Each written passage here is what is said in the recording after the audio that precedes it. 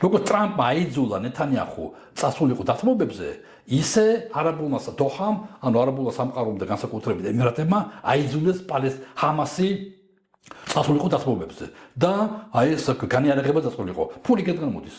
და პირდაპირ დაემუქრა, რომ თუ არ წავა ჰამასი განიარაღებაზე, შეუწყდებათ მხარდაჭერა. ანუ ეს არის სერიოზული გარღვევა, მაინც იგივე ტრამპისა. ტრამპა იქაც ხარისას იმუშავა, არ ხარისას იმუშავა, რათა დაერწმუნებინა და გარკვეული ჩადებული ეკონომიკური ინტერესები, უამრავი ფული, ხმართლა ფული, სხვა დონის ფული ტრიალებს რუსეთს და მთელ პოსტსაბჭოთა სივრცეს აღდგა ეს იზრდება ის თანხები, რაც ტრიალებს არაბულ, ამერიკულ ურთიერთობებში. გამორიცხული სხვადასხვა კონტექსტია. ამ ფონზე მე მგონი რომ არაბულმა სამყარომ მოახერხა დააინტერესა ტრამპ არაბული სამყარო რაღაცეებით, ინვესტიციებით რაღაცეებით, აქ ძალიან შეიძლება შორს ჩაუყროდა და ბევრი საინტერესო რაღაცები ამოქეკოთ, მაგრამ ფაქტია რომ არაბულმა სამყარომ დაუყენა პირობები ჰამასს.